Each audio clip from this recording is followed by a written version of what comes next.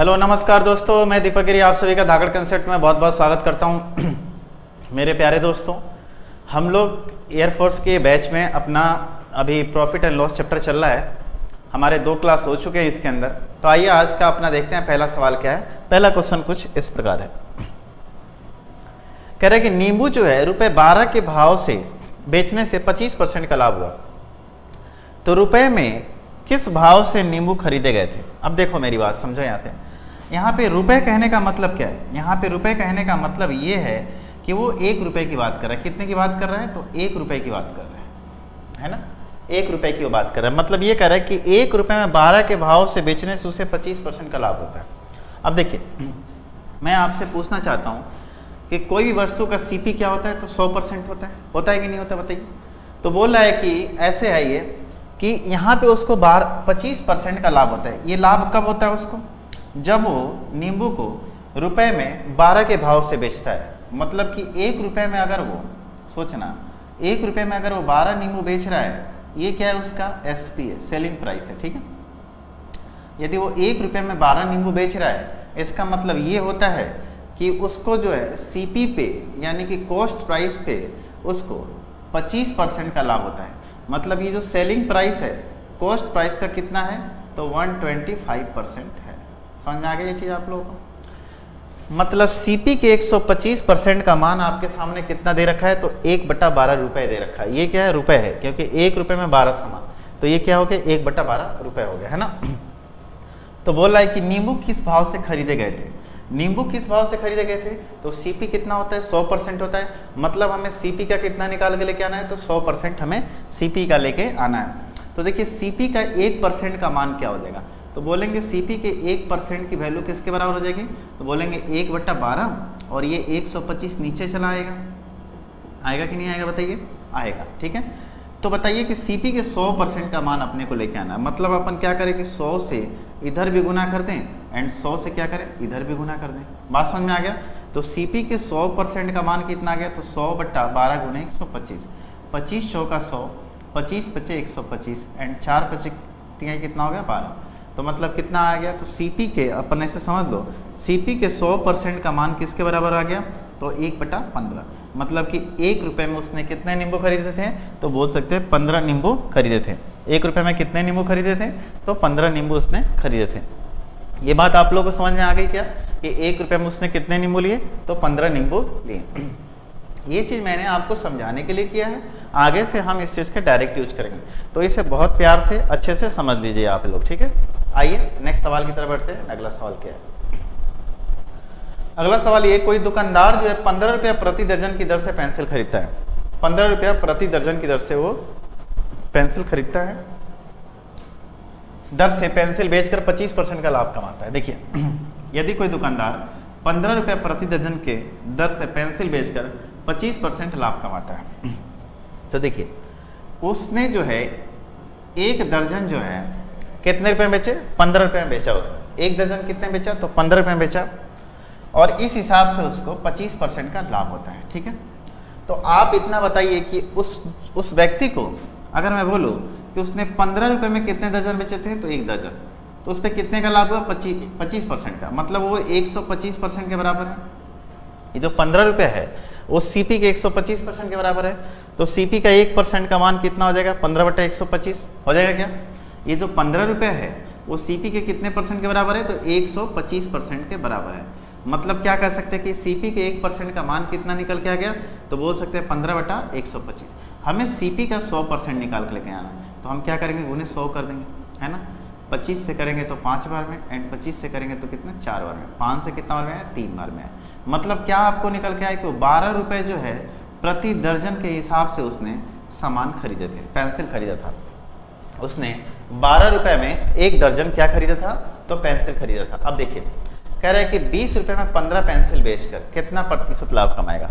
अच्छा बताइए, जब उसने 12 रुपये में 12 पेंसिल खरीदा था तो 1 रुपये में 1 खरीदा होगा।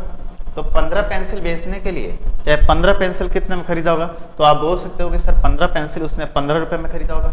तो बताइए 15 रुपये के सामान को उसने कितने में बेचा? तो 20 रुपये में बेचा है। मतलब 15 रुपये के सामान को उसने 20 में बेचा है। इसका मतलब बोल सकते हैं कि उसको 5 रुपये का लाभ हुआ। कितने पे? तो 15 पे। और इस चीज़ का प्रतिशत बदल दे गुने 100, यानी 5 से कितना बार कट गया 3 बार में, और 100/3 का मतलब कितना होता है, तो 33.33%, मतलब 33 से ही 1/3% का क्या हुआ उसको, तो लाभ हुआ। ये बात आप लोगों को समझ में आ गई होगी, ठीक है। तो आइए नेक्स्ट सवाल की तरफ बढ़ते हैं और अगला सवाल देखिए क्या है। कह रहे एक आदमी ने 18 संतरे 1 रुपये में खरीदे और 12 संतरे 1 रुपये में बेच दिए, तो लाभ प्रतिशत ज्ञात करें। देखिए अब एक बात बताइए, अब इस तरह के सवाल क्या है, एक आदमी ने 18 संतरे 1 रुपये में खरीदे, मतलब उसने रुपए 1 में कितने संतरे खरीदे, तो बोल सकते हैं 18 संतरे खरीदे, है ना। 18 ऑरेंज खरीदा, ठीक है, 18 ऑरेंज खरीदे, ठीक है। और उसने रुपए 1 में बोल सकते हैं कितने ऑरेंज बेचे, तो 12 ऑरेंज बेचे, है ना। कितने ऑरेंज बेचे, तो 12 ऑरेंज बेचे, ठीक है। अब एक बात बताओ आप, यहाँ से उसको लाभ हो रहा है या हानि हो रहा है, इस बात का अंदाजा हम कैसे लगा सकते हैं। यहाँ पे 1 रुपये उसने इन्वेस्ट किया था और उसे 1 रुपया मिल भी गया, तो आप ऐसे सोचो कि रुपए में तो उसे कोई लाभ और हानि नहीं हुआ, उसे रुपए में क्या कोई लाभ और हानि हुआ, नहीं हुआ। क्यों, क्योंकि उसने 1 रुपया इन्वेस्ट किया था और उसे 1 रुपया वापस मिल भी गया, तो इस हिसाब से देखा जाए तो उसे रुपए में तो कोई लाभ और हानि नहीं हुआ। तो फिर लाभ और हानि उसे कब हुआ और कहाँ हुआ, तो बोल सकते हैं कि जब उसने 18 संतरे जितने रुपए में खरीदे थे, चाहे वो 1 रुपया हो, चाहे 50 हो, चाहे 100, उससे मतलब नहीं है, क्योंकि अपने को रुपए पे तो अब गणना करनी ही नहीं है, क्योंकि जितना रुपए उसने इन्वेस्ट किया था वो तो उसके पास आ चुका है। अब बात करते हैं वस्तु की, तो क्या देख रहे हैं अपन कि उसने जितने रुपए में भी 18 संतरे खरीदे थे, उतने ही रुपए में उसने 12 संतरे बेचे हैं, मतलब यहाँ से उसे 6 संतरे का क्या हुआ, प्रॉफिट हुआ। अच्छा बताइए दोस्तों, 6 संतरे का उसको प्रॉफिट कितने संतरे पे हुआ, कोई बोलेगा कि सर 18 पे, कोई बोलेगा कि 12 पे, नहीं, उसने 12 संतरे बेचे थे। अब बोलोगे कि सर सीपी तो 18 संतरा का है, लेकिन बाबू यहाँ पे बात रुपए की नहीं हो रही है, यहाँ पे बात सामान की हो रही है। सामान के हिसाब से आप सोचो कि जब उसने 12 संतरे बेचे थे, उस कंडीशन में उसे कितने संतरे के बराबर लाभ हुआ था, तो 6 संतरे के बराबर लाभ हुआ था। तो इस चीज़ को प्रतिशत में बदलने के लिए अपन क्या करेंगे, गुने 100 एंड 6 दूना 12, और इस हिसाब से कितना परसेंट उसको प्रॉफिट हुआ, तो 50% का उसको प्रॉफिट हो गया। तो बोल सकते हैं उसको कितने परसेंट का प्रॉफिट हुआ, तो 50% का उसको प्रॉफिट हो गया। तो ये बात आप लोग समझ चुके हैं, तो उसे कितने परसेंट का प्रॉफिट हुआ, तो 50% का उसको प्रॉफिट हुआ। आइए आगे बढ़ते हैं और अगला सवाल देखते हैं। कह रहा है कि 1 रुपये में 32 संतरे बेचने पर एक आदमी को 40% की हानि होती है। 1 रुपये में कितने संतरे बेच रहा है, 32 संतरे बेचने पर उसे 40% की हानि होती है। मेरे प्यारे दोस्त, अब यहाँ पे देखो कि उसकी एसपी कितनी होगी, तो बोलोगे सर 1/32। अब ये जो एसपी है वो सीपी के कितने परसेंट के बराबर है, जब उसको 40% का नुकसान हो रहा है, मतलब ये सीपी के 60% के बराबर है। बताइए 60 के कितने परसेंट के बराबर है, सीपी के 60% के बराबर है। तो मुझे सीपी का 1% निकालने के लिए मैंने क्या किया, 1/32 में 60 से भाग दे दिया। कह रहा है यहाँ पे सीपी आपसे नहीं पूछ रहा है, यहाँ पे ये पूछ रहा है आपसे कि उसे सीपी पर 20% का लाभ चाहिए। तो सीपी का हमें कितना निकालना था, जब हमसे क्रैमल पूछता था तो हम ऊपर किससे गुना करते थे, 100, क्योंकि सीपी का अपने को 100% निकालना था। यहाँ पे अपने को सीपी का 100% नहीं निकालना है, यहाँ पे सीपी का निकालना है अपने को 20% प्रॉफिट, मतलब 120%। कितना परसेंट निकालना है, 120%, यानी 60 से कितना बार कटेगा, 2 से, एंड 2 से कितना बार में, 16 बार में। अपन कह सकते हैं क्या कि 1 बटा कितना है, 16 है, मतलब 1 रुपये में अगर वो 16 सामान बेचेगा तो उसे कितने परसेंट का लाभ होगा, तो 20% का लाभ होगा। मतलब अगर 1 रुपये में वो कितने सामान बेचा, 16 सामान बेचेगा तो उसे कितने का लाभ होगा, तो बोल सकते हैं 20% का उसको लाभ होगा। तो यही बात आप लोगों को समझ में आ चुकी होगी। आइए अगले सवाल की तरफ बढ़ते हैं और अगला सवाल देखते हैं। कह रहा है कि 1 रुपये में 12 संतरे बेचने पर एक आदमी को 20% की हानि होती है। तो 20% लाभ कमाने के लिए उसे 1 रुपये में कितने संतरे बेचने चाहिए, ठीक है। अब बताइए फिर से वैसे ही सवाल, 1 रुपये में कितने संतरे बेच रहा है, तो 12, ये उसका हो गया क्या, सेलिंग प्राइस। 1 रुपये में कितने संतरे, तो 12, ये हो गया उसका सेलिंग प्राइस। 1 रुपये में 12 संतरे बेचने पर एक आदमी को 20% की हानि होती है। मतलब जो ये आपके सामने एसपी आया है वो सीपी के कितने परसेंट के बराबर है, तो 80% के बराबर है। तो उसको बोला है 20% लाभ कमाने के लिए, मतलब अपने को क्या चाहिए, 120% चाहिए। 12 से 12 कट गया, 1 बटा कितना है, 8। आपका आंसर कितना आया, तो बोल सकते हैं 1 रुपये में कितने संतरे बेचने चाहिए, तो बोल सकते हैं 1 रुपये में उसको 8 संतरे बेचने चाहिए। ये बात आप लोगों को समझ में आ चुकी होगी, ठीक है। आइए अगला सवाल देखते हैं। अगला सवाल ये है कह रहा है किसी वस्तु को 20% हानि की अपेक्षा 20% लाभ पर बेचने से 270 रुपये अधिक मिलते हैं, तो बताइए उसका क्रय मूल्य क्या है। ठीक है, देखिए किसी वस्तु का क्रय मूल्य की अगर बात करें तो क्रय मूल्य कितना होता है, तो बोल सकते हैं क्रय मूल्य होता है 100%। कितना होता है, 100%, यही होता है ना। यदि आप उसे 20% हानि की अपेक्षा 20% लाभ पर बेचना चाहें, ठीक है, किसी वस्तु का क्रय मूल्य कितना होता है, तो 100% होता है। जब आप उसको 20% हानि पर बेचेंगे तो मतलब कितने परसेंट में बेचेंगे, तो 80% में बेचेंगे, है ना। जब आप उसको 20% लाभ पर बेचेंगे तो कितने परसेंट बेचेंगे, तो बोल सकते हैं 120% में बेचेंगे ना। तो कह रहा है कि देखिए इन दोनों प्रतिशत में कितने का अंतर आ रहा है, तो 40% का अंतर आ रहा है। अब ये 40% का अंतर कब आया, जब उसने 270 रुपया अधिक मिले थे, यही बात है ना। यानी कि इस बात को समझ लेना, ये चीज़ मैं अब मिटा रहा हूँ एंड आपको समझा रहा हूँ। 20% हानि, 20% हानि मतलब 100 से 20% कम, 20% लाभ मतलब 100 से 20% ज़्यादा, यानी कि 20% कम और 20% ज़्यादा। अंतर कितने का है, तो 40% का आया। ये 40% का अंतर कब आया, जब हमने 270 रुपये अधिक में बेचा था। तो बताइए उसका क्रय मूल्य क्या है, क्रय मूल्य कितना होता है, तो 100% होता है ना। तो 100 से अपन क्या करेंगे, गुना कर देंगे, है ना। क्योंकि देखिए 40% का मान आपके सामने कितना है, तो 270 है। आप ऐसे समझिए कि 40% की वैल्यू किसके बराबर है, 270 के बराबर है। तो 1% की वैल्यू किसके बराबर हो जाएगी, तो बोल सकते हैं 270 बटा कितना हो जाएगी, तो 40 हो जाएगी। आपको कितना प्रतिशत निकाल के लेके आना है, तो 100%। 100 से इधर भी गुना कर देते हैं एंड 100 से इधर भी गुना कर देते हैं। बात समझ में आ गया या नहीं है, ठीक है। ठीक है, अब देखिए 0 से 0 कट गया, कितने बार कटेगा, तो 25 बार। 25 गुने 27 कितना होगा, तो 675 होगा। ठीक है, तो आपका आंसर कितना है, तो 675 आपका आंसर आया। ठीक है, बात समझ में आ गया ये चीज़ या नहीं है, बिल्कुल आ गया होगा। आइए आगे बढ़ते हैं और अगला सवाल देखते हैं। कह रहा है एक साइकिल को 700 रुपये में बेचने से प्राप्त लाभ 514 रुपये में बेचने से प्राप्त हानि से 16 रुपये अधिक है। अब देखिए मान लेते हैं साइकिल के सीपी को अपन कितना मान लेते हैं, सीपी को मान लेते हैं x रुपये। समझ लेना एक बार के लिए ना, मान लेना बस। लाभ कब होता है, लाभ तब होता है जब सेलिंग प्राइस ज्यादा होता है किससे, कॉस्ट प्राइस से। मतलब विक्रय मूल्य ज्यादा होता है क्रय मूल्य से। यहाँ पे विक्रय मूल्य कितना है, तो 700 रुपये। मतलब अपन बोल सकते हैं कि x रुपये में हमने खरीदा था और हमने 700 रुपये में बेचा था, तो 700 माइनस x रुपया आपका क्या हो गया, प्रॉफिट हो गया।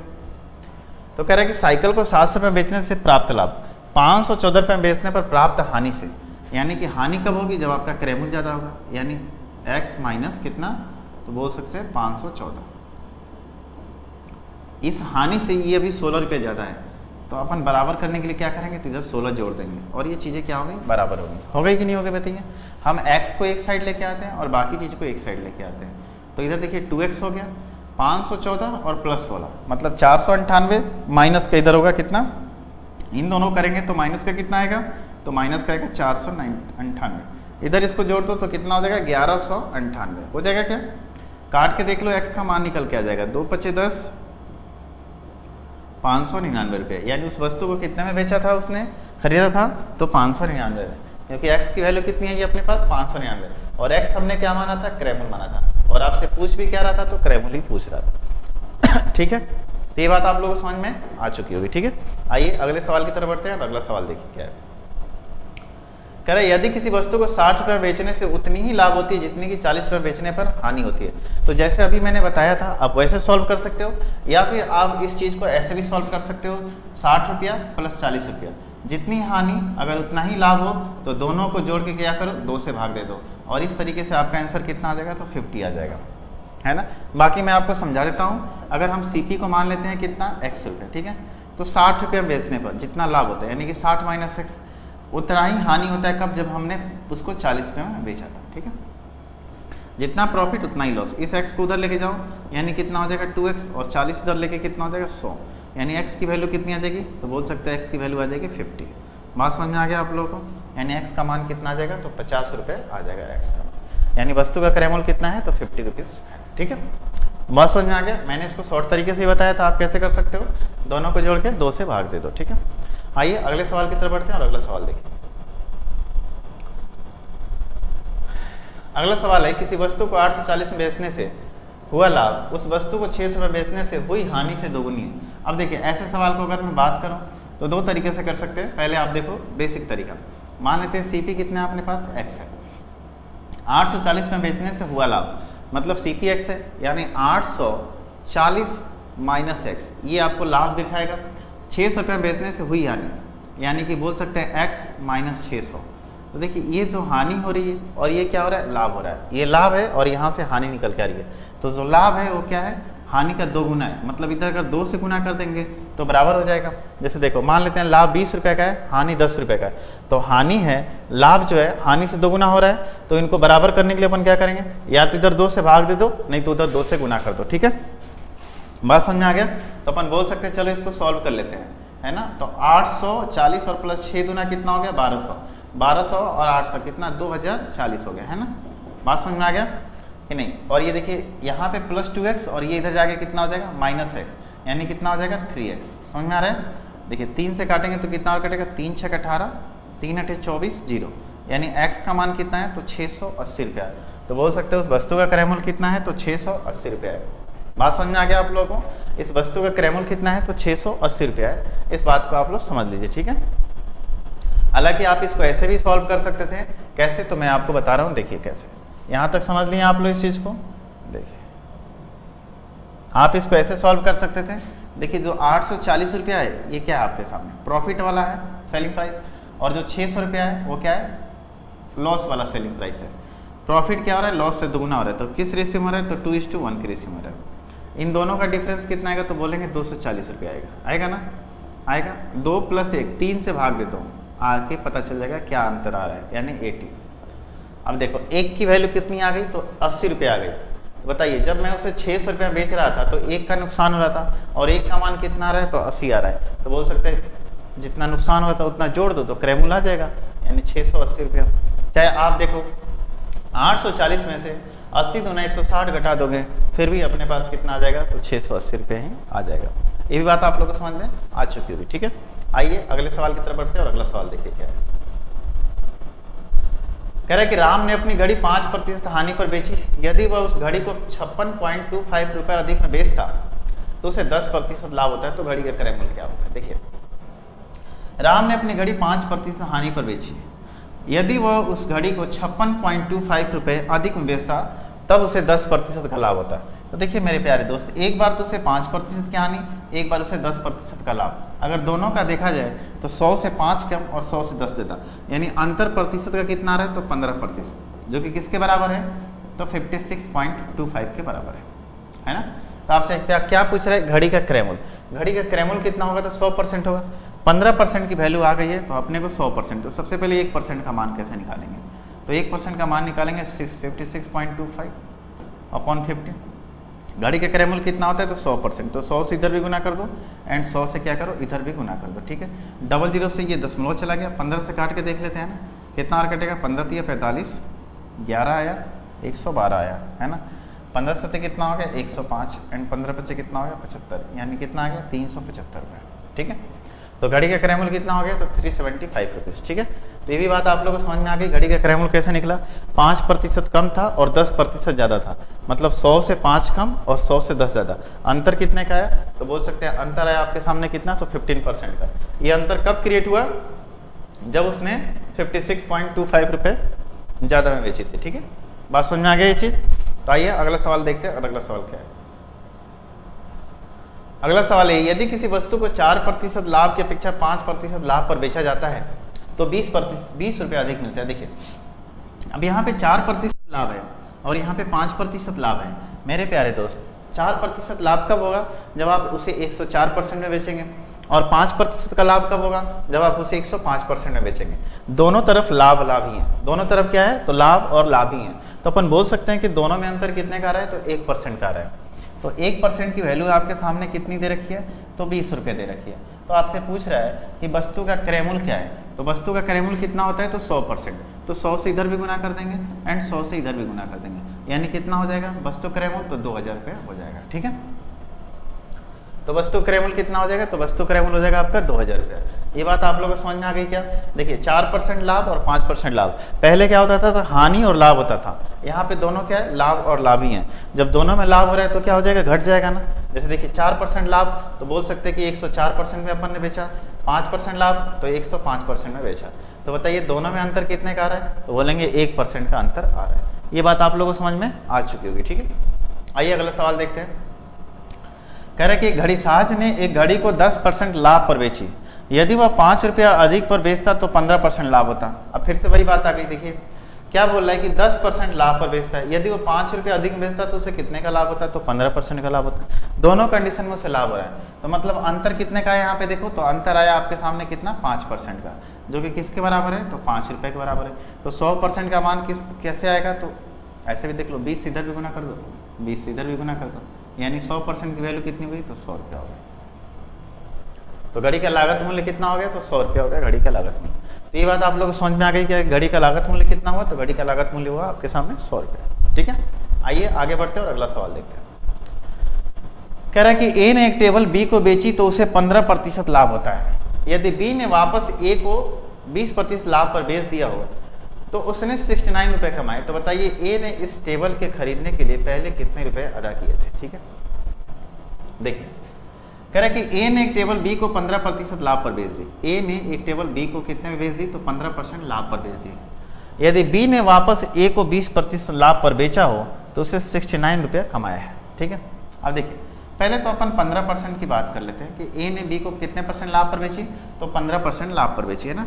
तो ऐसी संख्या आप लो जिसका 20% और 15% निकालना आसान, ठीक है ना। तो चलिए एक बात देख लेते हैं, चाहे ऐसे सोच लीजिए 100 के सामान को उसने कितने बेचा, तो 115 रुपये में बेचा, है ना। अब इसने इसको कितने बेच दिया जी, तो बोल सकते हैं इसने इसको बेच दिया था 20% लाभ पर, मतलब 20% लाभ मतलब कितना, तो 115 का 20% कितना होगा, तो 23 रुपये हो जाएगा। 115 का 20% कितना, तो 23 रुपये हो जाएगा। 20 25 100, समझ में आएगा कितना, 23 रुपये। मतलब इसने इसको कितने रुपये लाभ पर बेचा जी, तो 20% लाभ पर बेचा था, ठीक है। तो 20% लाभ मतलब इसने इसको कितने बेच दिया, तो 123% लाभ मतलब 23 रुपये लाभ, यानी 100 कितना बेच दिया, तो 23 इसमें जोड़ दो, 38 में बेच दिया। अच्छा बताइए अगर मैं बोलूँ कि बी ने किसी सामान को 115 में खरीद कर कितने बेच दिया, तो 138 में बेच दिया, लाभ के रूप में उसको कितना हुआ, 23 रुपये का हुआ, जो कि सवाल में क्या कह रहा है कि 69 रुपये के बराबर है। मतलब 23 की वैल्यू अगर 69 के बराबर है तो 1 रुपये की वैल्यू किसके बराबर हो जाएगी, 3 के बराबर हो जाएगी। मतलब जो हमने 100 रुपये मान के चले थे वो 100 रुपया नहीं था, वो कितना था, हमने तो 100x माना था ना। अगर आप इस चीज़ को थोड़ा भी अगर दिमाग नहीं लगा सकते तो ऐसे सोचो, 100x है, 115x है, और ये कितना हो गया, 138 है, ये कितना हो गया, 23x है। तो x की वैल्यू कितनी आ जाएगी, 3 आ जाएगी। मतलब x बराबर कितना, 3। तो बोल सकते हैं 100x की वैल्यू कितनी हो जाएगी, तो 300 हो जाएगी, है ना। बात समझ में आ गया, कितनी हो जाएगी, 300 हो जाएगी। तो बोल सकते हैं कि ए ने पहले इस घड़ी को कितने में खरीदा था, तो 100x में खरीदा था, समझ में आ गया, यानी कि 300 रुपये में खरीदा था। ये बात आप लोगों को समझ में आ चुकी होगी, बिल्कुल आसान है, ठीक है। आगे बढ़ते हैं और अगला सवाल देखते हैं। कह रहे कि एक दुकानदार अपने ग्राहक को 10% छूट देना चाहता है और स्वयं 17% लाभ कमाना चाहता है, ठीक है।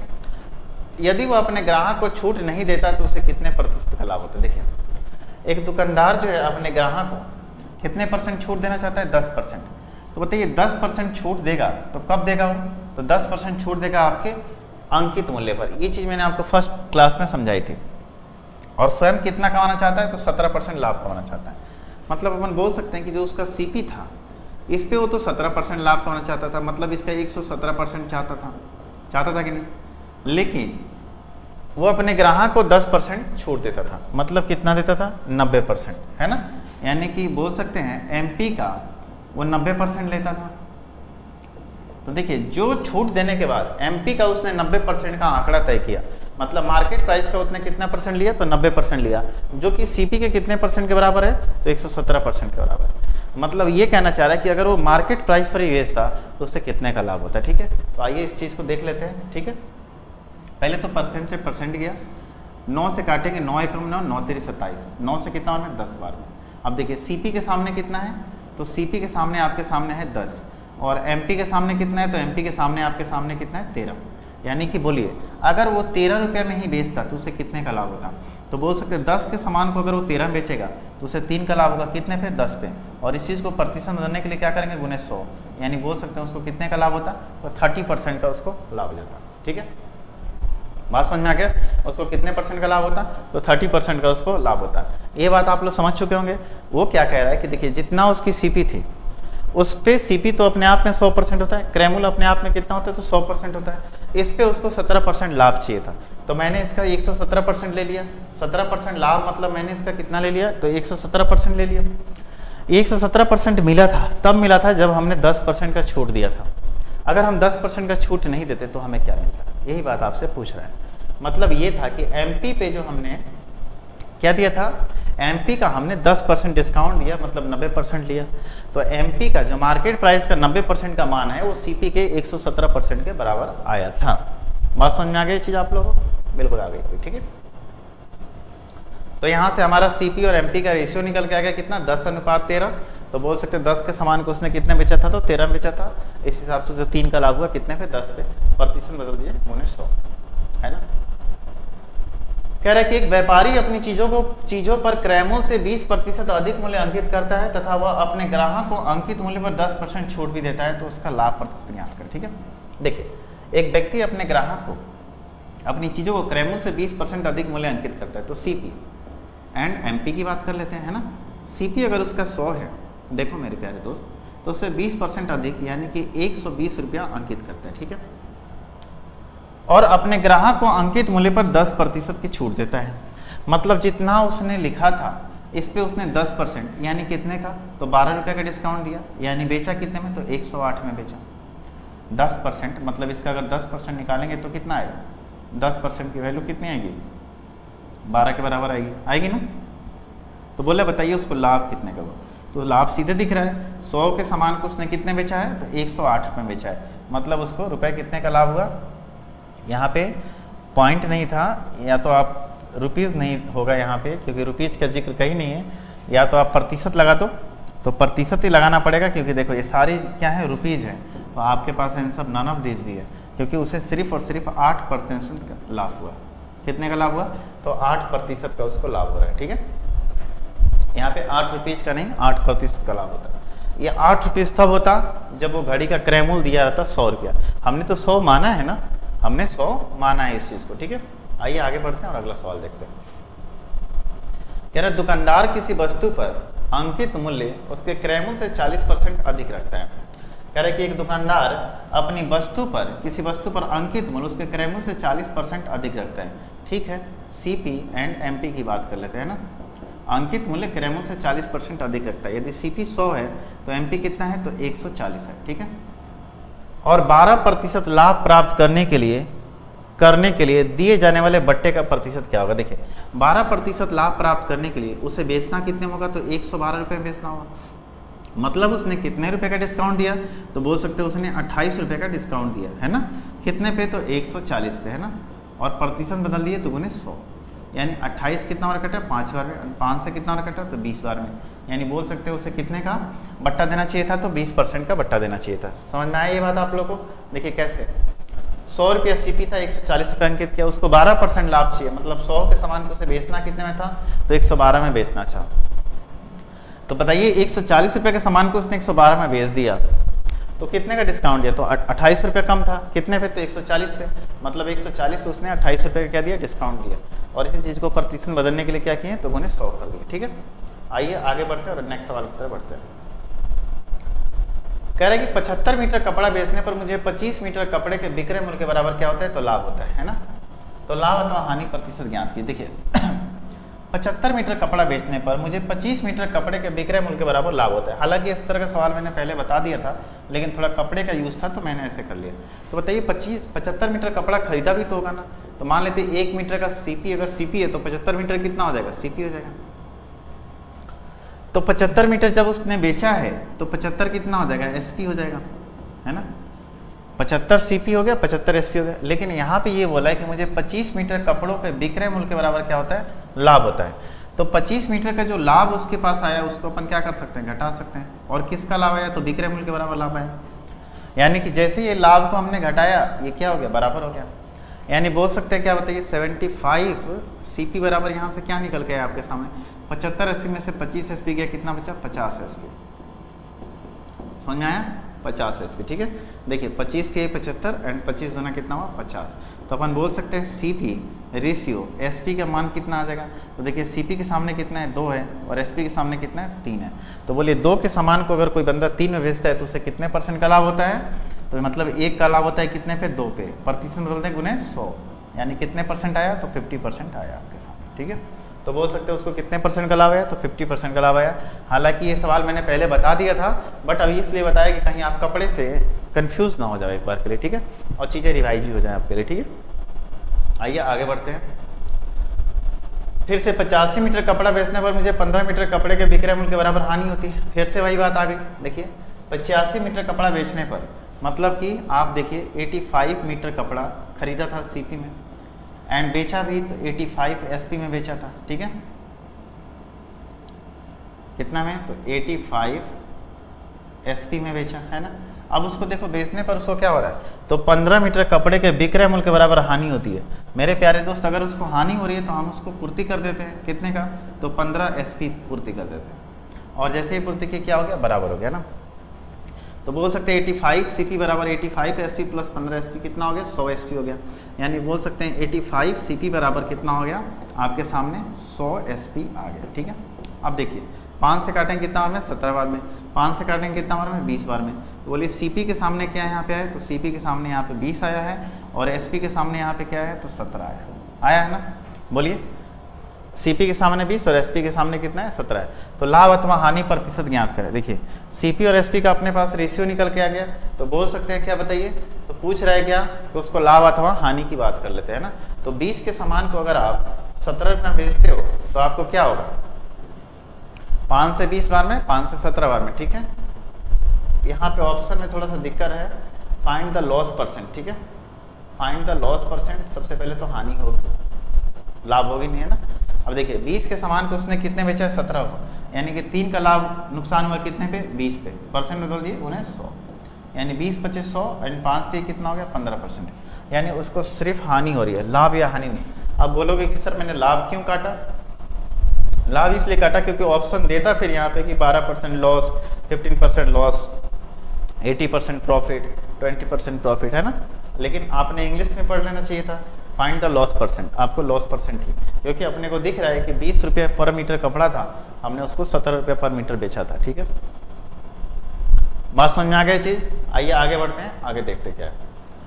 करे यदि एक व्यापारी अपने लाभ का आकलन विक्रय मूल्य पर 20% के रूप में करता है तो उसका वास्तविक लाभ प्रतिशत ज्ञात कीजिए। देखिए अब मैं बोलूँ आपसे सीपी एंड एसपी विक्रय मूल्य पर 20% अंकित करता है। मान लेते हैं उसने किसी वस्तु को 100 रुपये में बेचा, तो इसका 20% कितना होगा, तो बोलोगे सर 20 रुपये होगा, यानी 100 रुपये पे उसे 20 रुपये का लाभ हो रहा है, यानी उसने उस वस्तु को 100 रुपये में बेचा है तो उसे कितने का लाभ हुआ, तो 20 रुपये का उसको लाभ हुआ।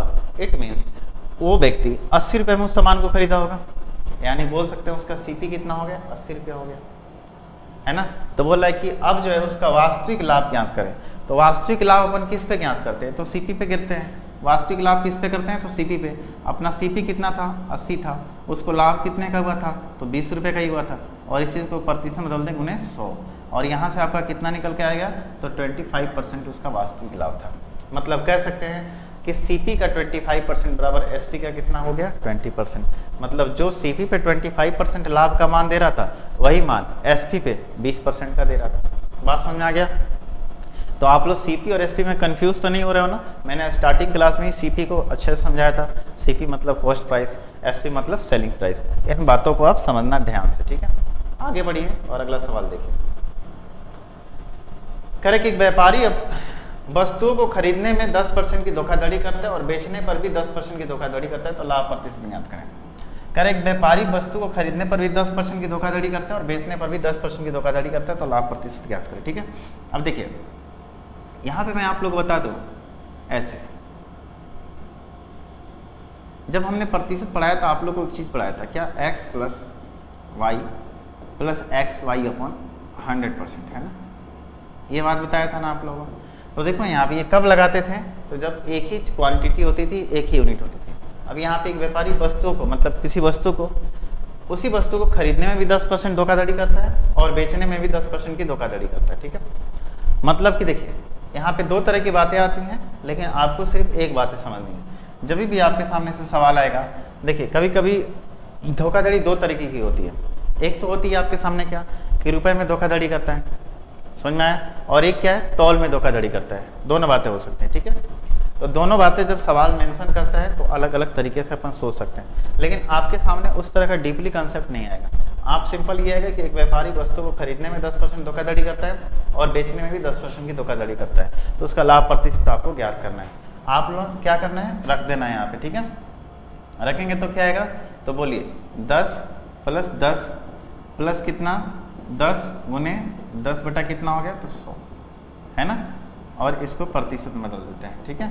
0 0 कट गया एंड कितना है 20 + 1 कितना, तो 21% उसे गेन होता है। मतलब टोटल उसने कितना परसेंट कमाया, तो 21% का उसने लाभ कमाया, ठीक है। आपको जब भी ऐसा सवाल है आपके लिए इतना ही है। अगर आपको इससे भी आगे समझना है तो हमारा जो एसएससी वाला बैच है उसमें जो मेरा कोर्स है आप वहाँ देख सकते हैं। इस चीज़ को बहुत ही डीपली समझाया गया है, लेकिन आपके लिए वो इतना जरूरी नहीं है, ठीक है। हालांकि आपके लिए ये भी बहुत ज़्यादा है, बट इन्हें आप दोबारा तिबारा पढ़ोगे तो ज़्यादा समझ में आएगा, और इतना ही अगर आप पढ़ लेते हो तो आपका सिलेक्शन श्योर है, ठीक है। आगे बढ़िए और अगला क्वेश्चन देखिए। ऋषभ अपने माल के क्रय मूल्य पर 30% अधिक मूल्य अंकित करता है, परंतु नगद भुगतान करने पर 30% छूट भी देता है। यदि वह एक वस्तु को 2730 रुपये में बेचता है तो वस्तु का क्रय मूल्य ज्ञात करें। अब देखिए, सबसे पहली बात तो ये है कि वो 100 रुपये के सामान को चाहे 100x मान लो, है ना, चाहे 100 रुपये मान लो, 100x मान लो, ठीक है, ताकि आप कंफ्यूज ना हो। उस पर कितने रुपये अधिक अंकित करता है, 30%, मतलब 130x रुपये अंकित करता है, ठीक है। अब एक बात बताइए, और 30% की छूट भी देता है, मतलब 130x का आपको 30% निकालना है, मतलब 30 बटा 100, 0 13 39 है ना। बात समझ में आ गया, कितना रुपये हुआ जी। तो इसका अगर उसने 30% छूट दिया था तो इसका लिया कितना था, तो 70% लिया था, तो 13 7 कितना होता है बताइए, 91, मतलब 91x। अगर 130x पे अगर आप 30% छूट देते हो तो आप लेते कितना हो, 70%। 0 0 कट गया, 13 से कितना है, 91, समझ आया। तो अपन बोल सकते हैं कि 91x जो वैल्यू है वो किसके बराबर है, तो 2730 के बराबर है। तो अपन बोल सकते हैं 2730 के बराबर है ना। तो बताइए कितना बार में कटेगा, तो बोल सकते हैं 30 बार में कटेगा, यानी x की वैल्यू कितनी आ गई, तो 30 आ गई। तो 100x की वैल्यू कितनी हो जाएगी, तो 100 गुने 30, यानी बोल सकते हैं कितना, तो 3000, ठीक है। यानी वस्तु क्रय मूल्य हमने कितना माना था, 100x माना था, और हिसाब से हमारा आंसर कितना है, तो 3000 आंसर आया, ठीक है। ये बात आप लोग समझ में आ चुका होगा। क्या किया था मैंने, 130x मान लिया, 100x CP माना, 130x SP माना, और इस पे हमने 30% डिस्काउंट, मतलब हमने इस चीज़ को कितने परसेंट लिया, तो 70% पे लिया, ठीक है। बात ये चीज़ समझ में आ गई आप लोगों को। तो आइए नेक्स्ट आगे बढ़ते हैं और अगला सवाल देखते हैं। कह रहा है कि डीलर एक वस्तु पर ग्राहक को 25% की छूट देने के बाद 20% का लाभ चाहता है। एक डीलर एक वस्तु पर ग्राहक को 25% की छूट देने के बाद 20% का लाभ चाहता है, ठीक है। 20% का क्या चाहता है, लाभ चाहता है ना। यदि वस्तु का क्रय मूल्य 300 रुपया है तो उस वस्तु का अंकित मूल्य क्या है। देखिए अंकित मूल्य मान लेते हैं, अंकित मूल्य कितना है, MP को कितना परसेंट छूट देता है, तो एक डीलर एक वस्तु पर ग्राहक को 25% की छूट देता है। मतलब MP पे 25% छूट देने का मतलब क्या हुआ कि MP का 75% लिया उसने, लिया क्या। और वस्तु का क्रय मूल्य कितना है, तो 300 है। वस्तु क्रय मूल्य कितना है, तो 300 है। तो 300 पे उसे कितने का लाभ होता है, तो 20% का, मतलब कितना हुआ, तो 120 बटा 100 हो गया। बात समझ में आ गया, दोनों क्या हो गए, बराबर हो गए। 100 से 100 कट गया, 75 से कितना और कटेगा, 4 बार में, यानी MP बराबर कितना हो गया, तो 12 चौक 48, मतलब कितना हो गया, 480। MP का मान कितना आ गया, तो बोल सकते हैं 480। समझ में आ गया, यानी मार्केट प्राइस कितना हुआ, तो 480 रुपये उसका हो गया। तो आइए देखते हैं ये क्वेश्चन आपके सामने क्या है कि a person buys 100 toffees at 10 rupees and 200 toffees at 5 rupees, ठीक है। He mix them together and sell at 10 और rupees, find his percent profit, ठीक है। देखिए जब भी इस तरह का सवाल होता है तो एक बात आपको मैं समझा दूं कि उसने 10 रुपये में, मतलब कि ऐसा बोल रहा है कि 100 टॉफी एट 10 रुपीज, ठीक है। मतलब 10 रुपये में उसने कितने टॉफी खरीदे, 100 टॉफी खरीदे। एंड कैट यहाँ पे एक चीज़ और भी बात आपके सामने आएगी इस तरह के सवाल में कि देखिए 10 रुपये में उसने 100 टॉफी खरीदे और 5 रुपये में उसने 200 टॉफी खरीदे। जब भी इस तरह का सवाल है तो यहाँ पे एक मिसिंग है, मिसिंग ये है कि इक्वल नंबर ऑफ टॉफी होनी चाहिए। कितनी होनी चाहिए? इक्वल नंबर ऑफ टॉफी होनी चाहिए। या फिर अगर इक्वल नंबर ऑफ टॉफी है तब क्या होगा, अगर ऐसे होंगे तब क्या होगा, मैं दोनों बातें आपको समझा रहा हूँ, ठीक है। पहली बात कि जब टॉफी की संख्या इक्वल नंबर होगी, जैसे देखो 10 रुपये में उसने कितने टॉफी खरीदे, तो 100 टॉफी खरीदे, ठीक है, हिसाब से खरीद रहा है। और उसने 5 रुपये में कितने टॉफी के हिसाब से खरीदा, तो 200 टॉफी के हिसाब से खरीदा, है ना। अब एक बात बताइए, मैं बोलूँ कि अगर दोनों टॉफियों की संख्या इक्वल नंबर में होनी चाहिए थी, है ना, तो मैं यहाँ पे 2 से गुना कर दूँ तो इधर भी 2 से गुना कर दूंगा। पूछो क्यों? क्योंकि देखो यदि 10 रुपये में उसने 100 टॉफी खरीदे तो 200 टॉफी कितने में, 20 रुपये में खरीदेगा। अब एक बात देखो आप लोग, जब बात इक्वल नंबर की होगी तो 200 और 200 कितना हो गया, 400 टॉफी हो गया, है ना। और 400 टॉफी कितने में खरीदा, तो 20 और 5 25 रुपये में खरीदा था। अब इन दोनों को मिला के उसने क्या किया कि 1 रुपये में 10 की दर से बेच दिया, मतलब 1 रुपये में उसने 10 टॉफी बेचे थे। 1 रुपये में कितने टॉफी बेचे थे, 10। तो 400 टॉफी बेचने में उसे कितने रुपए मिले होंगे, तो बोल सकते हैं 400 बटा 10 मतलब 40, यानी कि 25 रुपये में उसने खरीदा था एंड उसे बेचा कितने में, तो रुपये 40 में। इस हिसाब से उसको लाभ हुआ, कितने का लाभ हुआ, तो 15 का लाभ हुआ, कितने पे, तो 25 पे। और इस हिसाब से इसको प्रतिशत बदलने के लिए गुने 100 कर देंगे, तो 25 चौका 100 और 15 चौका 60% इसका आंसर होगा। लेकिन इस सवाल में एक चीज़ का मिसिंग है, मिसिंग का ध्यान रखना आप लोग। मिसिंग क्या है कि आपके सामने ये जो दोनों टॉफियों की संख्या होती है इक्वल नंबर होती है, अगर नहीं होती है तो अपन इक्वल बनाते हैं। अब चलो मान लेते हैं इक्वल नहीं हो, तब कैसे सॉल्व करेंगे, ठीक है। अब जैसे कि ये सवाल कह रहा है, इसको अब सॉल्व करके देखते हैं क्या आएगा क्या नहीं आएगा, ठीक है। तो ये बात आप लोगों को समझ में आ चुकी होगी, ठीक है। आइए हम स्टार्ट करते हैं। अब जैसे ये सवाल बोल रहा है सेम टू सेम वैसे करते हैं, ठीक है, और क्या आपने को रिजल्ट मिलता है। अब सोचो यहाँ पे उसने 10 रुपये में कितने टॉफी खरीदे, तो 100 खरीदे, और उसने 5 रुपये में कितने टॉफी खरीदे, तो 200 खरीदे। मतलब हमने क्या देखा कि उसने 15 रुपये में कितने टॉफी खरीद लिए, तो 300 टॉफी खरीद लिए। खरीद लिए कि नहीं खरीद लिए? अब एक बताइए, जब 1 रुपया में उसने 10 टॉफी के हिसाब से बेचा होगा, तो मतलब प्रत्येक रुपये में उसने 10 टॉफी दिए, तो 300 टॉफी बेचने में उसे कितना रुपया मिला होगा, तो बोल सकते हैं 15 रुपये उसका क्या था, तो सीपी था। और जब बात एसपी की आएगी तो बोल सकते हैं 300 बटा कितना हो जाएगा, 10, यानी कि 30 रुपया हो जाएगा। बात समझ में आ गया कि नहीं आया? यानी कितना आया, तो 300 बटा 10, यानी 15 रुपये के सामान को उसने कितने बेचा, तो 30 में बेचा, तो बोल सकते हैं 15 का लाभ हुआ, कितने पे, तो 15 पे। और इस चीज़ को प्रतिशत बदल दें तो गुने 100, अपन बोल सकते हैं उसको इस हिसाब से, तो 100% का प्रॉफिट हुआ। बात समझ में आ गया? तो इस हिसाब से उसको 100% का प्रॉफिट हुआ। एक व्यक्ति 10 रुपये में 100 टॉफी खरीदता है, सिंपल सी बात थी, और 5 रुपये में 200 टॉफी खरीदता है। दोनों को एक व्यायाम में रख दिया, एक मग में जो बोल सकते हैं उसको किसी डब्बे में रख दिया, और दोनों को मिक्स करके प्रत्येक 1 रुपये में 10-10 टॉफी देने लगा। तो इस हिसाब से उसने इन्वेस्ट तो 15 ही किया था और उसको मिला कितना, तो 30 रुपये में दिया। तो यहाँ से सवाल समझ में आ रहा है ना कि देखो दोनों में अंतर कितने का आ गया। अगर सवाल आपके सामने होता है इक्वल नंबर ऑफ, जैसे इक्वल नंबर ऑफ आएगा तो ये चीज़ क्या हो जाएंगी आपके लिए, चेंज हो जाएंगी ना। और देख रहे हो ना आप कैसे चेंज हो रही हैं, ठीक है। आइए अगला सवाल देखते हैं। और अगला सवाल क्या है, कह रहा है कि जितेंद्र कुछ नींबू खरीदता है, यदि वह 10 रुपये में 11 नींबू की दर से, जितेंद्र कुछ नींबू खरीदता है, यदि वह 10 रुपये में 11 नींबू की दर से नींबू बेचे और सभी नींबू बेचने पर 30% हानि हो, तो वह 40% लाभ प्राप्त करने के सभी नींबू को किस दर पर बेचे, ठीक है।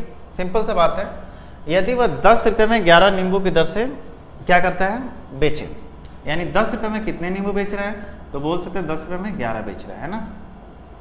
इस तरह का सवाल अभी पीछे बताया, बेचे और सभी नींबू को बेचने पर 30% की हानि होती है। मतलब ये जो वैल्यू है कितने परसेंट के बराबर है, तो 70% के बराबर है ना। तो बोल रहा है क्या कि उसको 40% लाभ प्राप्त करने के लिए, मतलब ये जो सीपी है, अब तो ये सीपी आ गया, इसका आपने को कितना निकालना था, तो 140% निकालना था। तो देखिए 70 दूना कितना हो गया, 40 है ना, यानी 10 दूना कितना हो गया, 20, 20 बटा कितना, तो 11। अपन क्या बोल सकते हैं, 20 रुपये में कितने, 11। समझ में आया, 20 रुपये में कितना, तो 11। समझ में आ गया। हमने क्या किया था यहाँ पे, देखिए 10 रुपये में कितना, तो पहले 11 था, अभी 20 रुपये में कितना हो गया, तो 11। तो बोल सकते हैं 4 रुपीज़, 11 4 रुपीज़ कितना, तो 20। समझ में आ गया। मतलब 20 रुपये में कितने वस्तु बेचेगा, नींबू बेचेगा, तो 11 नींबू बेचेगा। ये बात समझ में आ गया आप लोगों को। और ऐसे सवाल मैंने थोड़ा देर पहले कराया भी था। आप लोग देखो, इन्हीं सब सवालों से आपसे घुमा फिरा के आंसर क्वेश्चन आएंगे, तो आपको क्या करना है, इन पे थोड़ा अच्छे से पकड़ बनाना है, ठीक है। आइए आगे बढ़ते हैं और अगला सवाल देखते हैं। कह रहा किसी तो आइए इस क्वेश्चन को देखते हैं। कह रहा किसी वस्तु को 90 रुपये में बेचने पर उसे, किसी वस्तु को 90 रुपये में बेचने पर उसे विक्रय मूल्य के 5वें भाग के बराबर क्या होता है, लाभ होता है। मतलब विक्रय मूल्य पर अगर पूछा जाए, ऐसे थोड़ा सवाल को घुमाया आप समझो इसको, मतलब सेलिंग प्राइस पे उसे कितने का लाभ होता है, 5वें भाग पर, मतलब 1/5। मतलब बोल सकते हैं सेलिंग प्राइस पर उसे कितने का लाभ हो रहा है। तो इस चीज़ को अगर देखा जाए तो 1/5 का मतलब कितना हो गया, 1/5 को अगर प्रतिशत बदल दो तो पुणे 100, यानी बोल सकते हैं सेलिंग प्राइस पर उसे कितने का लाभ हो रहा है, तो 20% का लाभ हो रहा है। तो पूछ रहा है उसका वास्तविक लाभ प्रतिशत ज्ञात करें। तो उसका वास्तविक लाभ कैसे ज्ञात करें, तो देखिए मान लेते हैं कि 90 रुपये का तो मारो बोलिए। अब यहाँ पे सिंपल सी बात देखो कि सेलिंग प्राइस और उसे 20% का लाभ हो रहा है। मान लेते हैं किसी वस्तु को हमने 100 रुपये में बेचा तो इस पे हमें 20 का लाभ हो रहा है, मतलब 20%, यानी उस वस्तु की सीपी कितनी होगी, तो 80 रुपये होगी।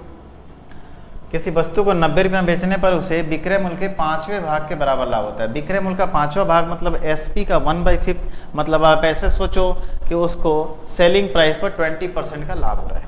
ठीक है, तो सेलिंग प्राइस अपना कितना हो गया, 100 हो गया। इस पे उसको कितने का लाभ हो रहा है, तो 20% का लाभ हो रहा है। तो 100 रुपये पे उसे 20 रुपये का लाभ हो रहा है, मतलब उसने खरीदा कितने में था, तो 80 रुपये में खरीदा था, अभी थोड़ी देर पहले बताया था। ठीक है, तो अगर उसका वास्तविक लाभ देखें तो उसका वास्तविक लाभ कितना है, 20 है, कितने पे, तो 80 पे, और इस चीज़ को प्रतिशत बदल दिए तो उन्हें कितना हो गया, 100, यानी बोल सकते हो उसको कितने % का लाभ हुआ, तो उसको 25% का लाभ हुआ। बात समझ में आ गया, उसको कितने % का लाभ हुआ, तो 20 चौक 80 और 4 से कितना कटेगा, तो 100 25 वाला कटेगा, यानी बोल सकते हो उसको 25% का प्रॉफिट हुआ। ठीक है, बात समझ में आ गया ये चीज़ आप लोगों को। आइए आगे बढ़ते हैं और अगला सवाल देखते हैं। कह रहे कि व्यापारी क्रय मूल्य के बराबर प्रतिशत लाभ पर एक वस्तु को 56 रुपये में बेचता है तो उसका क्रय मूल्य क्या होगा। देखिए इस तरह के सवाल मैं आपको बता दूं कैसे बनाते हैं। पहले नंबर तो बनाने का बताऊंगा, फिर तरीका बताऊंगा। देखिए मान लेते उस वस्तु का क्रय मूल्य 100 रुपया, एक्स पे उसे कितने % का लाभ हो रहा है, तो x गुना x/100, मतलब x का x%, और इस तरीके से उसने कितने में बेचा, तो 56 रुपये में। अब यहाँ से देखिए, यहाँ से x का मान निकालने के लिए आपको द्विघात समीकरण बनाना पड़ेगा। क्या बनाना पड़ेगा, तो द्विघात समीकरण बनाना पड़ेगा। कैसे बनाओगे द्विघात समीकरण, देखो कैसे बनाओगे, ये जाके जब 100 गुना हो जाएगा तो कितना हो जाएगा, 100x प्लस कितना हो जाएगा, तो x² बराबर कितना हो जाएगा, तो 5600, है ना। इसको लेके इधर आओगे, यानी x² कितना हो जाएगा, प्लस 100x माइनस 5600 बराबर कितना हो जाएगा, तो 0 हो जाएगा। और यहाँ से अपन x का मान लेके आएंगे। ठीक है, बात समझ में आ गया। लेकिन आपको एक बात मैं बता दूँ, यहाँ से समझो इस चीज़ को। मैं आपसे पूछूं कि उसका क्रय मूल्य क्या था, जितना उसका क्रय मूल्य था उस पर उतना ही रुपये का लाभ था। मान लेते हैं उसका क्रय मूल्य 50 है, तो 50 का 50% कितना होगा, तो बोलोगे 25 रुपया, तो 50 + 25 कितना हो गया, 75, जबकि यहाँ पे कितना है, 56 है ना। तो मैं बोलूँगी 40 ले लो, यानी 40 का 40% कितना हो गया, 16। तो अगर क्रय मूल्य उसका 40 है और 40 पे उसको 40% यानी कि 16 रुपये का लाभ मिल रहा है, यानी 40 + 16 किसके बराबर हो गया, 56 के बराबर हो गया। तो आप ऐसे सवाल को हमेशा किससे करोगे, तो ऑप्शन से करोगे, आप यहाँ नहीं जाओगे, नहीं तो पूरा एग्जाम आपका निकल जाएगा, कभी टूट नहीं पाएगा आपसे, है ना। हालांकि टूट तो जाएगा ही, है ना, लेकिन मैं आपके लिए बता रहा हूँ। ठीक है, कह रहा है कि यहाँ पे देखिए, एक व्यक्ति ने 2 घोड़े में से प्रत्येक को 7,820 में बेचता है। एक पर उसे 15% का लाभ, दूसरे पर उसे 15% की हानि होती है। व्यापार में उसे कुल लाभ या हानि बताइए। ठीक है, तो मैं आप लोगों को बताया था अभी, जब बात उसने कह रहा है कि घोड़े की हो रही है, एक को उसने 15% लाभ और दूसरे को उसने 15% हानि पर बेचा था। ठीक है, समझ में आ रहा है। यदि कह रहे एक व्यक्ति ने 2 घोड़े को प्रत्येक को इतना रुपये बेचता है, प्रत्येक को इतना रुपये बेचता है, एक पर 15% का लाभ और दूसरे पे कितने % की हानि हो रही है, 15% की हानि हो रही है। तो व्यापार में उसका कुल लाभ अथवा हानि ज्ञात करें। सबसे पहली बात तो यहाँ पे ये है कि आप अपन XY वाला लगाते हैं, एक पे तो 15% लाभ, दूसरे पे 15% हानि, 15 माइनस प्लस माइनस माइनस 15 गुने 15 बटा कितना हो गया, तो 100 हो गया। मतलब अब देखते थे उसको कितने % का लाभ अथवा हानि हुआ और ये % आया। मतलब अपन क्या देख रहे हैं, देखो तो यहाँ से 5 से करेंगे, चाहे आप ऐसे ही रख दो, माइनस मतलब कि 225 बटा कितना हो गया, तो 100% की हानि हो गई, यानी 225 बटा कितना, तो 100% की उसको हानि हो गई। ठीक है, कितने में, तो बोल सकते हैं 7820 का आप इतना % निकालो, आपका आंसर आ जाएगा।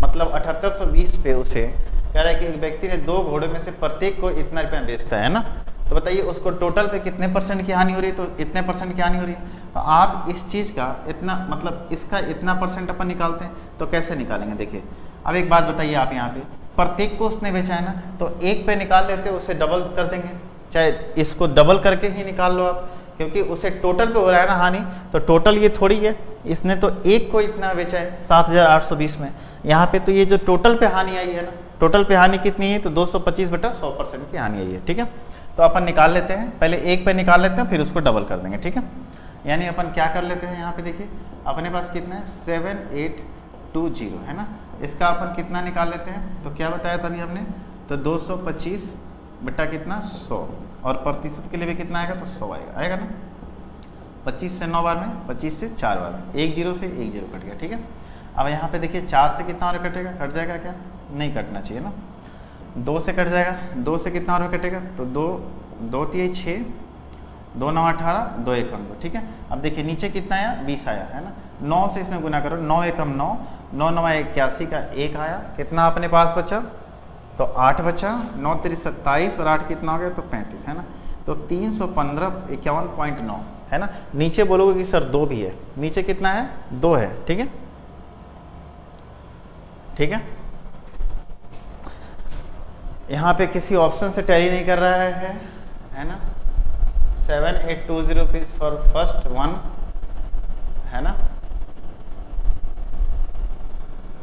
देखिए यहाँ पे मिस प्रिंट हो रखा है। ठीक है, 351.9 होगा। ठीक है, अब देखिए नीचे 10 है और नीचे कितना था, चलिए इस पॉइंट को हटा के एक बार आप देख लीजिए, मान लेते इस पॉइंट को मैंने हटा दिया। ठीक है, अब देखिए नीचे कितना था, 2 था और कितना था, 10 भी था। ठीक है, अब आप इसमें 2 से भाग नहीं देंगे, आप क्यों करेंगे, क्योंकि अपने पास ये 1 पे आया था, तो अपने को 2 पे निकालने के लिए क्या करेंगे, डबल कर देंगे ना, क्योंकि उसको इतने रुपए की, 1 पे उसको कितने की हानि आई थी, तो इतने रुपए की हानि थी, 2 पे तो इस 2 से ये 2 कट जाएगा, यानी कि 351 पॉइंट कितना होगा, तो 9 हो जाएगा। ठीक है, बात समझ में आ रहा है आप लोगों को, कितना आ जाएगा, तो 351 पॉइंट कितना आएगा, यहाँ से 9 आ जाएगा। ठीक है, अपन देख लेते हैं एक बार, 2500 का 100, 2500 का 100, 209। ठीक है, 2500 का 100 भी ठीक है, 1 0 से 1 0 कट गया,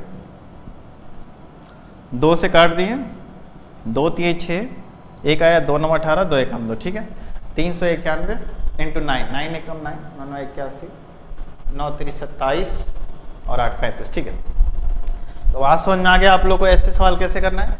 मतलब मैंने ये आप लोग को बताना था कि जो इसके सामने ये 7820 रुपीज़ है बेचता है, उस पर उसको कितने प्रतिशत का लाभ होता है, एक पे तो उसे 15% का लाभ, तो दूसरे पे उसे 15% का हानि। तो मैंने क्या देखा कि उसे टोटल पे कितने परसेंट की हानि हो रही है, तो टोटल पे हो रही है उसको कितने की, तो 225/100% की। अब इस प्रतिशत के लिए भी नीचे अपन 100 लेके आएंगे। ठीक है, बात समझ में आ गया आप लोगों को क्या करना था यहाँ पे। और मैंने 1 पे जो वैल्यू निकाल ली, तो उसी को हमने क्या किया था, डबल कर दिया था, क्योंकि अगर आप इसमें 2 से गुना करोगे तो वही बात आएगी, तो मैंने पहले ही ना करके बाद में कर दिया 2 से गुना। ठीक है, ये बात आप लोगों को समझ में आ चुकी होगी। ठीक है, आइए आगे बढ़ते हैं और अगला सवाल देखते हैं। कह रहा है कि ए ने जो है, ए ने एक घड़ी बी को, कोई छूटा है कुछ, हाँ ये हो गया। कह रहे हैं यहाँ से एक लास्ट सवाल आपके सामने ये है कि ए ने घड़ी बी को 20% लाभ पर बेची, ए ने घड़ी बी को 20% लाभ पर बेची और बी ने उसे 10% हानि पर सी को बेच दिया। ठीक है, 3 आदमी है ना। देखिए ए ने घड़ी बी को कितने परसेंट लाभ पर बेची, 20%, यानी 100 की घड़ी इसने कितने बेची, तो 120 में बेची, और इसने इस पर 10% नुकसान पर, यानी कि इस पर 12 रुपये का नुकसान हो गया इसको, मतलब इसने कितने बेची है, तो 108 में बेच दिया। ठीक है, अब देखिए सी ने वह घड़ी 216 रुपये में क्या करी थी, तो 216 रुपये में खरीदी थी, तो सी के लिए घड़ी कितने में खरीदी, 108 में खरीदी। आप थोड़ा सा अगर कंफ्यूज ना हो तो यहाँ पे एक्स ले लो ताकि आपको कंफ्यूजन ना हो। ठीक है, तो बोल सकता है कि 108 एक्स की वैल्यू किसके बराबर है, तो 216 के बराबर है, तो 1 की वैल्यू किसके बराबर हो जाएगी, 2 के बराबर हो जाएगी, मतलब x का मान किसके बराबर हो जाएगा, 2 के बराबर हो जाएगा। तो ए ने यह घड़ी कितने में खरीदी थी, तो ए ने यह घड़ी कितने में खरीदी थी, तो x का मान 2 आया, तो 100x का मान कितना हो जाएगा, तो 200। तो बोल सकते हैं ए ने वो घड़ी कितने में खरीदी थी, तो 200x में घड़ी खरीदी थी। ठीक है, मतलब 200 रुपये में खरीदी थी। तो देखिए आज हम लोगों ने प्रॉफिट एंड लॉस के अंदर, हालांकि आपके सिलेबस में इतना नहीं है, फिर भी मैंने पढ़ाया है ताकि आप थोड़ा सा चीज़ों को हाई लेवल में समझ सको, और अगर आपको इससे भी हाई लेवल पढ़ना है तो अपने एसएससी वाले बैच को आप कंटिन्यू कर लो, वहाँ से भी पढ़ सकते हो, मतलब मैथ्स अगर जानना हो तो। ठीक है, बाकी मैंने आपको उतना बताया है, अगर आपके एग्ज़ाम का लेवल ये है तो मैं आपको यहाँ तक लेके आया हूँ ताकि आप एग्ज़ाम में बिल्कुल पीछे ना रहो और अच्छे तरीके से आगे बढ़ो। ठीक है। ये बात समझ में आ गया। देखिए इसके पहले वाले जो सवाल था 60 नंबर, उसमें थोड़ा सा मिसप्रिंट था, लेकिन आप उस चीज़ को समझ लेना, ठीक है। मैंने उसको दोनों एंगल से समझा दिया, ठीक है।